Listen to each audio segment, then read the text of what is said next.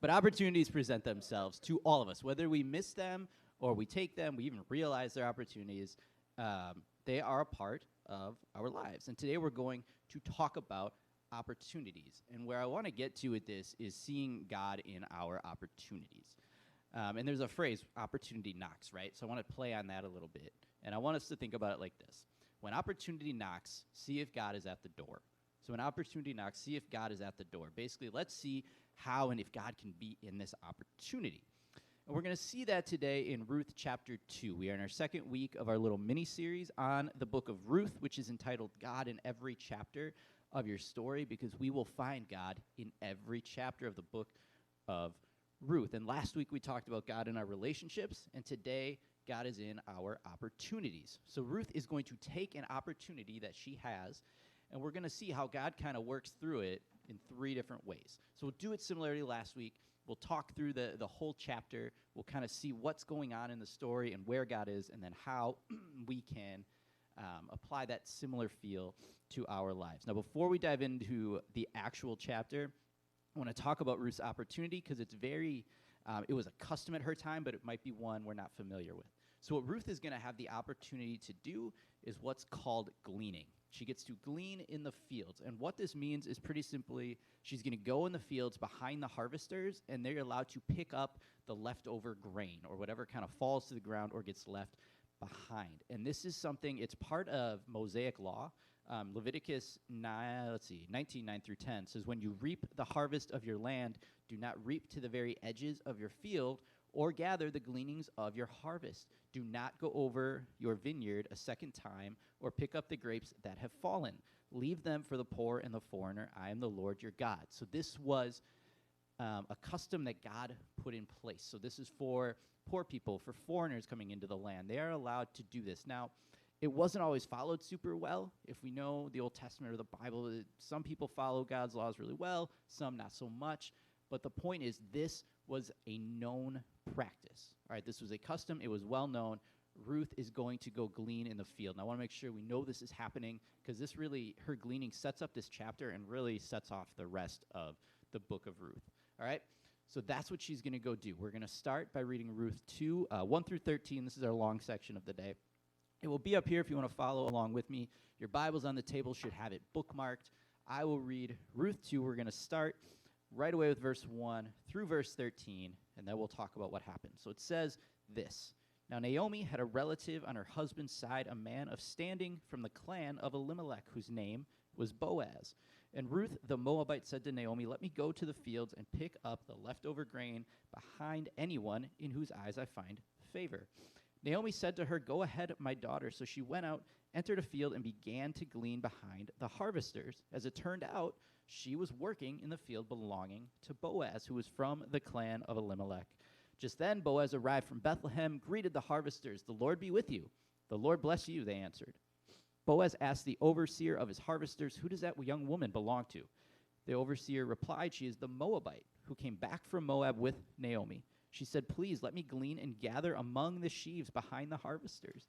She came into the field and has remained here from morning till now, except for a short rest in the shelter.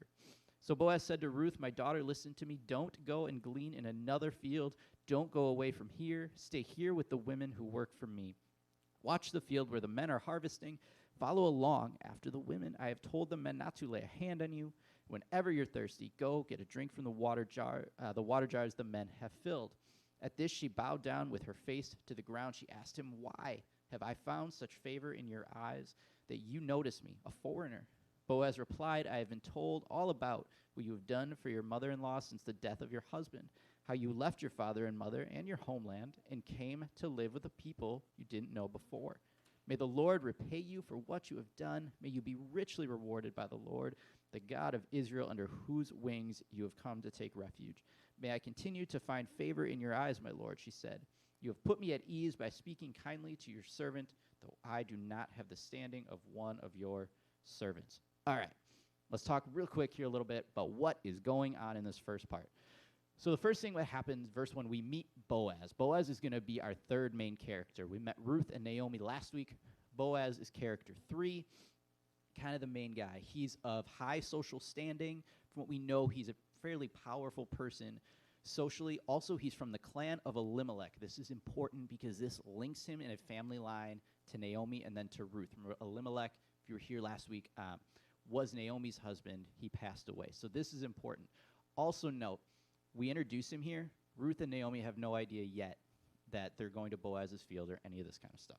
All right, so then, by chance, Ruth goes to glean, and it is the field of Boaz. She doesn't know him. She doesn't know who it is yet. So then Boaz shows up, and he kind of greets everyone. They greet him back. This kind of shows Boaz has a good rapport with his workers, seems fairly friendly to care about them. And he asks who Ruth is. He hasn't seen this woman before, so who is this? And it's his overseer, would be like his foreman.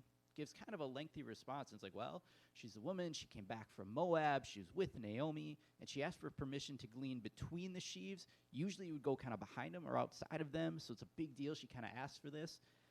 And she's been working hard all day. So he kind of gives this detailed report of who she is. And the foreman had given her permission to do this. So Boaz then reinforces that permission. Wants her to stay in this field and go nowhere else. She's like, you can stay here. You'll be safe. You'll be protected. You'll have what you need. Go ahead. And Ruth seems a little bit surprised by how of a gracious response she got. And she expresses some gratitude almost by questioning, like, how? Like, why are you this great, this awesome to me? And Boaz says, I heard what you did for Naomi.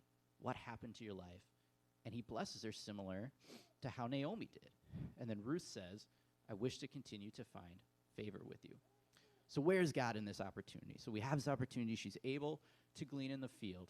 Where is he? Well, she happened to pick a field where she'll be safe. God is in the providing. All right, God provides here for her. She happened to pick a field where she'll be safe, where she can glean, and where she can get enough food for what she needs. She doesn't know this would happen. Gleaning in a field could have gone horribly wrong for her. But God led her to this field, to the field of Boaz, to a man of good standing. This is a good dude who's given her permission, providing her safety, water, all these things she may not have gotten, but she is provided just for what she needs. Just her needs, but they are provided for. And honestly, in the end, she seems gracious. She seems very content having just what she needs. Having just what she needs. Some of you know me. I am a country music fan. I'm also, back in the day, was a fan of Hootie and the Blowfish. Well, the lead singer from Hootie, Darius Rucker, went country, and he wrote a song about this very thing, being content with what you have. Here's my guy, Darius Rucker, right here. I'm going to go kind of play off what Ashley said about missed opportunities. Hootie toured for the last time not long ago, and I didn't go see him, so I never got to see him play live. There was a missed one. But he wrote this song called All Right. And it's all these words, like, I don't need a 5-star reservation. I got spaghetti, a cheap bottle of wine. Don't need a concert in the city. I got a stereo and the best of Patsy Cline. And he keeps going in this song about how he doesn't need all this fancy stuff. He's got all he needs, and it's all right. He's content. He's perfectly fine. Now, yes, this is in relation to a relationship. He's like, I don't have to take this girl out to a fancy dinner. We're right here. We got everything we need. He's got just what he needs. God uses our opportunities to provide for us. God meets our needs through opportunities.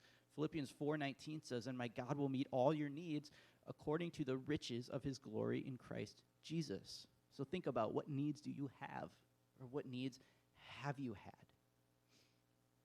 We oftentimes think about needs in terms of financial. Have you had a need financially that God has come through for? What about friendship? You just needed somebody in your life, and God put them there.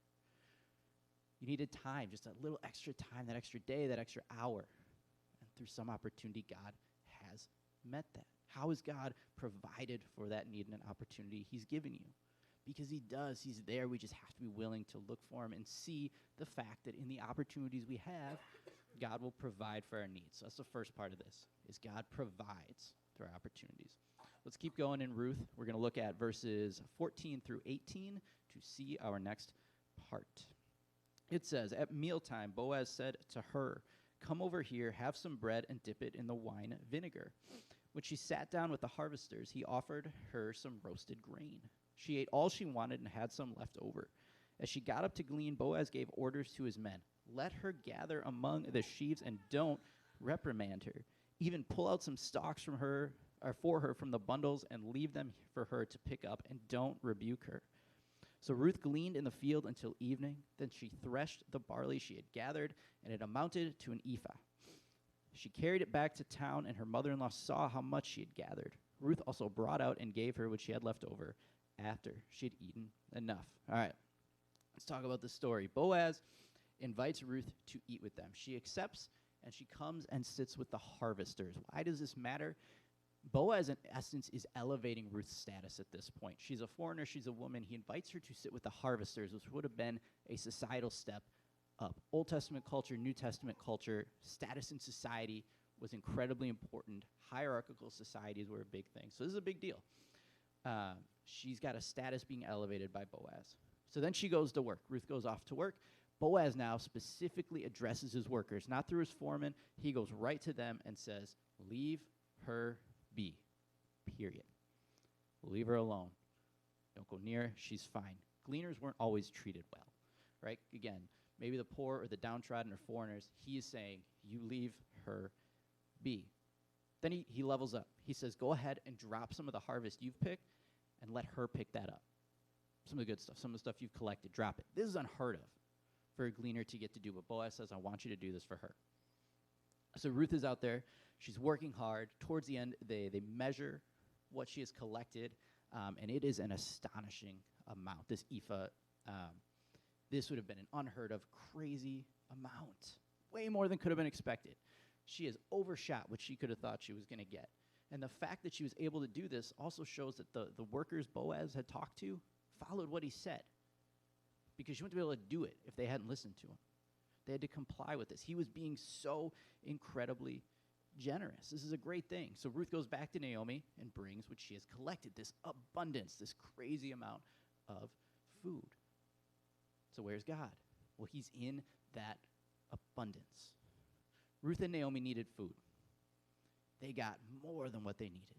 They got an abundance. This is extra. This is a lot of food. In general, I'm going to guess gleaning wasn't something that usually provided this, but they got it. They had a bunch out of this deal. God also gave an abundance of generosity towards Ruth through Boaz. He was incredibly generous. The status elevation, extra food, water, being able to sit with them. He is being incredibly generous. This abundance of generosity for Ruth and even Naomi, all through Boaz. Abundant generosity. Last week was the Oscars, the Academy Awards. Anybody watch the award shows? Anybody? One. Yeah, Julie. Okay. I did not watch. I'm not a movie buff. All I know is Top Gun Maverick did not win Best Picture, which makes me very sad. It won sound. It won one award. It should have swept all the awards it was up for. I agree. Thank you. Brad agrees. This is why I need Brad around. I'm not a movie buff. I haven't probably seen any of them. But here's one thing I do know about the Oscars. There is a company called Distinctive Assets that gives out what's called the Everyone Wins bag. Now, I have a fundamental issue with the title of that because not everyone wins. But what they do is this company gives out bags to the top nominees in different categories. There were 26 total bags given out this year. Now, what comes in these bags, this is where we get to our abundance and our generosity. There's a luxury Canadian getaway, voucher for it, just in the bag. Sure, just go have a vacation in Canada. An Italian getaway as well. There were vouchers for various cosmetic procedures, because Hollywood needs more of that. Apparently, one of Oprah's favorite soaps was in the bag this year, and as well as some chocolate-covered pretzels, because they might get hungry on their trip to Canada or something, right? They're receiving more than what's needed or what expected. Does anyone take a stab at the value of one of these bags? Because I found out the monetary value. Anybody? These were 126 this year. $126,000 value in that bag. That's a crazy amount. This company, Distinctive Assets, is being incredibly generous, abundantly generous to these people by giving out this bag of stuff. Now, when we talk about abundance in our own stories, I don't necessarily want to go quite as far as that to like super amounts of excess or lavishness, but when's God provided more than maybe what you expected? He gave that little extra oomph. 2 Corinthians 9:8 says, and God is able to bless you abundantly, so that in all things, at all times, having all that you need, you will abound in every good work. It could be financial.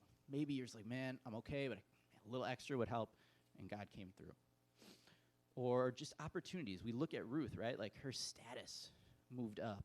Maybe God's working through that, and he's just like, gave us a little bit more when you didn't expect. Now, I think I've tended to notice the abundance coming when I'm finally settled in and actually doing a little more, in doing well with contentness. So I'm content with where I am, and then God just goes and does his thing and gives me that little bit extra, more than what was expected, maybe even a little bit more than what I needed somewhere.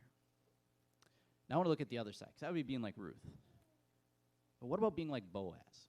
Because Boaz gave abundantly. Boaz was abundantly generous. Do you have an opportunity to be abundantly generous? And this can take on a whole bunch of different forms. It could be money. Can you be abundantly generous giving to something or someone? It can be time. Can you be abundantly generous with your time to somebody that needs it, or a group that needs it, or people that need it? Or your resources. Maybe you just have access to things or contacts somewhere that would help people. How about being abundantly generous with your attention? That you're actually focused on the people you're with. This is the one I got to work on. All right? Especially at home with my families. I'm like, my attention is in 8 different directions at home. But being abundantly generous with that attention to someone. But being abundantly generous. Maybe you can build somebody up. You know, Ruth had a status to be able to be built up. That's what Boaz did. Maybe we can help build someone up in the Lord. With our time, what we say to them, how we spend our time with them. We can give that, but we have to just see the opportunity to do so. So we can look at where has God given us an abundance, but also where can we give an abundance and be abundantly generous. So God was in the abundance. Let's look at the final part. Ruth 2:19 through 23, the final piece of this says, her mother-in-law asked her, so Ruth's mother-in-law Naomi asked her, where did you glean today? Where did you work? Blessed be the man who took notice of you. Then Ruth told her mother-in-law about the one at whose place she had been working. The name of the man I worked with today is Boaz, she said. The Lord bless him, Naomi said to her daughter-in-law. He has not stopped showing his kindness to the living and the dead, she added. The man is our close relative. He's one of our guardian redeemers. Then Ruth the Moabite said, he even said to me, stay with my workers until they finish harvesting all of my grain. Naomi said to Ruth, her daughter-in-law, it will be good for you, my daughter, to go with the women who work for him, because in someone else's field you might be harmed. So Ruth stayed close to the women of Boaz to glean until the barley and wheat harvests were finished, and she lived with her mother-in-law. End of chapter 2. All right, so Ruth comes back with all she's gathered, and Naomi seems super excited about this. She has this double question, like, where did you glean? Whose field was this? Now remember, she doesn't yet know it's the field of Boaz. We know that, but she doesn't know yet. So she just offers this blessing. Whoever it is, man, this is great. And then Ruth, I think if we had like an actual narrator here, would dramatically be like, the field, it was Boaz. And then Naomi gets this, oh my gosh, it was Boaz. You got to understand, he's part of the family. He's showing kindness to you and to me and even all those that have passed away. She gets really excited. Like if you know, I'll say it this way. Like if you know Julie and I, you could tell us the same thing and we're going to get very different reactions, right? Like you could tell Julie something cool, like me something cool, I'll be like, yo, Eugene, that's super dope, man. You tell Julie and she'd be like, oh my gosh, that's the greatest thing I've ever heard. This is way more Julie than Geoff, okay? Way more. She has to be excited about this because she's realizing what can come. He's a relative. He's showing kindness. He's what's called a guardian redeemer or a kinsman redeemer. What this means is somebody that's in the family line, which he is, remember, it said clan of Elimelech, so this is our family connection, has a responsibility or duty to help them, to help the family. More of that's going to come next week and the last 2 weeks. So then Ruth explains, well, I have this invitation now. I can work with the harvesters. That's a rare invitation for a foreigner to receive. She just keep telling Naomi about how great this is, and she's like, take this offer. Make sure he knows how kind he's being. Respect him. It'll keep you safe. We're going to be provided for. We might have a future now. Things are looking up at the end of this chapter. So where is God? He's setting up the future. First off, Ruth is allowed to come back to this field. This may not have happened elsewhere. If she'd gone to a field that wasn't safe or didn't produce enough food or she was being heckled or tormented or anything like that, she might have had to move around with no consistency. She has consistency here. She'll be provided for in the future. Also, this kinsman redeemer piece is a future blessing. Boaz, from everything we can tell, is an upright guy. He seems like he's going to do the right thing and continue to help them in the field. So through gleaning in this field, God sets up Ruth and Naomi's future. I also think he's setting up a little bit of Naomi's future with her heart. If we remember back to last week, Naomi wanted to be called Mara. She wanted to be called Mara because she was bitter. She was that uncooked raw Brussels sprout we talked about last week. She went away full and returned home empty. But now, her tune is starting to change. She's showing some excitement. Hope appears to be returning to Naomi, and God is setting her up to kind of pull back. God's like, I'm still here. My kindness, my blessings, my love still apply to you, even though you went through this rough patch. She was having a tough time with that last week. So we have this opportunity that is setting up the future. I think many of us can look back at opportunities that we've taken or not taken and see how it's played a role in the future. And I'll share one of mine. This is not high school Geoff. We're going to go to adult Geoff now. Not nearly as entertaining, but a little more serious. I took a job offer now, 7.5 years ago or so, that I thought was going to set up the future, and it did, but not at all in the way I thought it was going to happen. So I'd worked at a coffee shop for a number of years. It closed, August of 2015. So I had to get a new job. Started a new job September of 2015, and I kind of thought this was going to be when I was going to be up for a long time. It was the most money I'd ever made at a job, had really good benefits. There was an upward trajectory. I was starting at the bottom of the barrel. There was plenty of place to climb up, and this was good. Now, at the same time, Stacy's pregnant with Jeremiah, so our first son. So I start the job in September. I go through training. I get out of training late October. I'm working the real job. Jeremiah is born in November. So now, working a new job, we're first-time parents having no clue what we're doing, and I was getting very unhappy. I was performing okay at my job, but I hated it. Really didn't like it. I was miserable. Finally, to the point where I had a total breakdown. Went and saw a doctor, was diagnosed with depression, anxiety, and I was like, I'm a mess. And I knew something had to change. So what I did was I left my job and became a stay-at-home parent. Not the way I saw this go, but this is where really the future set up as I look back. Because two things happened when this worked out. One, I realized I had to get help for myself. I had to get help professionally from a therapist, which I did. I had to get help from my wife and my family and my close friends, and realize I had to take care of myself better mentally and emotionally and even physically.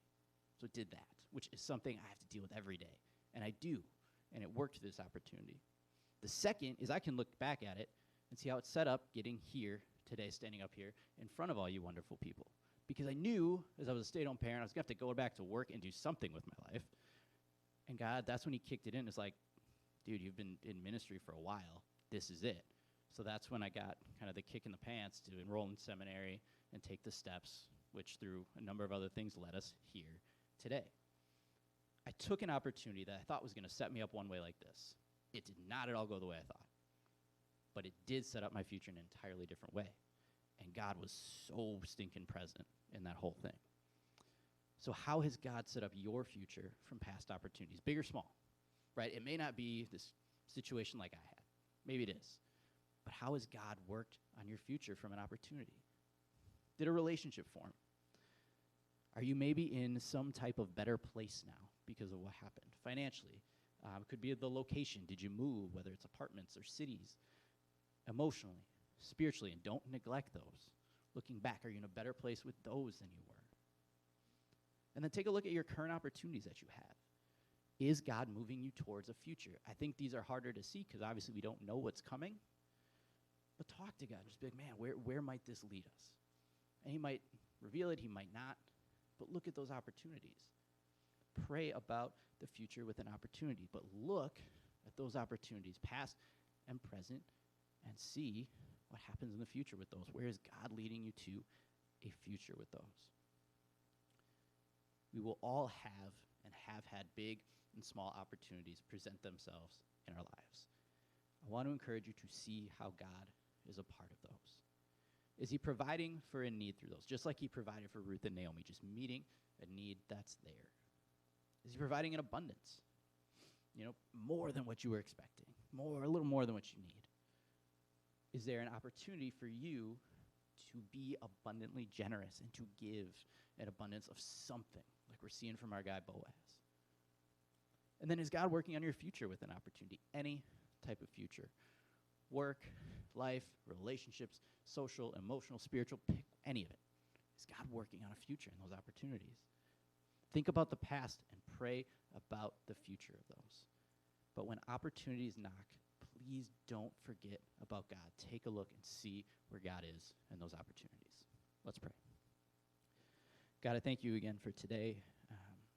Thank you for this chapter on Ruth, God, and that you gave Ruth this opportunity, first off, just to go to the fields, but then, God, how you worked in that opportunity in so many ways with providing for her needs and the generous amount of food and protection and everything she was given. And then to see how the future played out, or how you're setting up the future. So, God, I pray for us as we encounter opportunities that come, God, that we would look for you in those. We would pray about them, just even if it's just that you're there having our backs through them. And God, I pray that you would also reveal how you've been at work in other opportunities. And God, if we haven't seen you in those, that you would open up our eyes to see your work behind the scenes in those opportunities. So God, I thank you again for these words, for the story of Ruth, God, and how we can see you in every chapter of our lives. In your name, amen.